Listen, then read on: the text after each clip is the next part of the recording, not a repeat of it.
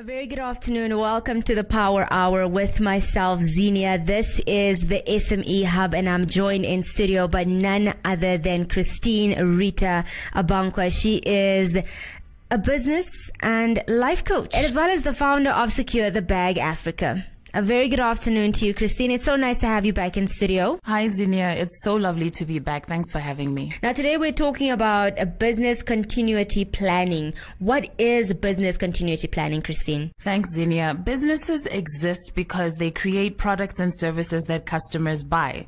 So for you to deliver, you depend on various resources such as your staff, your IT, deliveries, and suppliers, for example. So when these crucial functions are unable to perform for whatever reason, it can negatively affect or even shut down your business.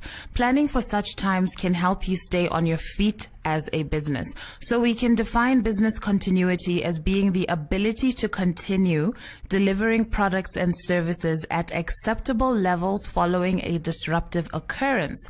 And in the same vein, disaster recovery planning is what you do when the unthinkable or unforeseen actually occur. That's how you prepare for, react to, and recover from the disaster. So within your company, you need to assign roles and responsibilities for these functions to be carried out. All right. And I feel like that's the key thing that a lot of businesses right now are probably learning, especially our SMEs. When you start off as an SME business, maybe those are kind of things that you don't look at because you're hoping, you know what, yes, I'm going to have financial troubles. But now what about a pandemic? What about war? We never think these things will ever reoccur. So if you're listening right about now, hopefully you are catching some tips. So why do small businesses need a business continuity plan? Xenia, just to touch on what you said earlier, a lot of times we don't think about this, and it's not just SMEs. Even large companies fail to plan for disaster. The reason that you need a business continuity plan is it outlines the steps you must take to minimize service interruption and keep your critical systems online and essential or core functions alive during the crisis period. It helps you to prioritize the most important business areas and consider reverting to manual methods or moving online if that's what your company needs at the time. So it depends on what serves you at that time. In a nutshell, business continuity ensures that your most essential services remain available until the disaster passes. The disaster recovery plan kicks in with all the steps involved in planning and adapting to potential disaster, with a roadmap that will restore your operations to normal. It helps you to minimize the long-term negative effects. So both solutions are important in order to minimize the short-term and the long-term effects on the company. So, for example, you can see what the government is doing right now through the stages of the COVID-19 state of emergency. And we really have to be patient with the process, or we risk major business disruptions if the COVID pandemic gets out of hand. As it is, several businesses have been hit so hard that they may never fully recover or even open again. You can imagine what would happen if there were no controls in place.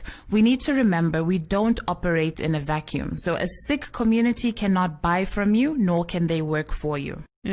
All right. I think that's the most important part. Also remembering, as Christine just mentioned, the fact that we're going in stages and a sick community can't buy from you. So while we are out there doing our shopping, while you're out there trying to start a new business, while you're out there trying to buy alcohol, please still keep the social distancing. Stick with me right here on the Power Hour. This is the SME Hub, and I'm talking to Christine Rita Abankwa, the founder of Secure the Bag Africa, a business as well as a life coach. If you are just joining us, we are talking about business continuity planning.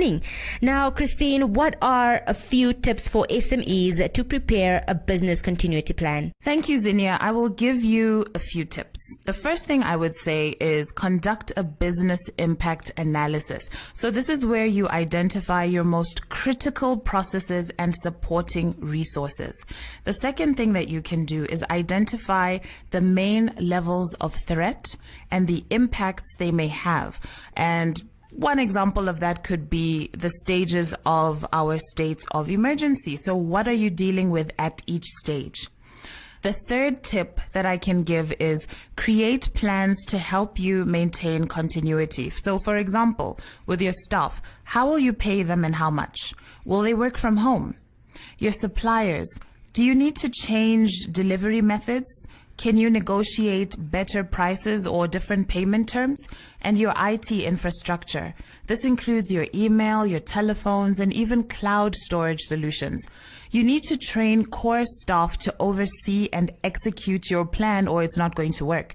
And then you need to keep reviewing this plan so that you can keep abreast of what is happening around you and within the organization. All right. Now, what are the dangers of not preparing for a business continuity plan? I can liken it to having a compromised immune system. So when a virus like corona hits you, it diminishes your chances of survival if your immune system is compromised. That is exactly what happens when you don't plan for business continuity and disaster recovery. By the time you put a plan in place, it may be too late, and the financial damage and loss of customers may bring you to your knees.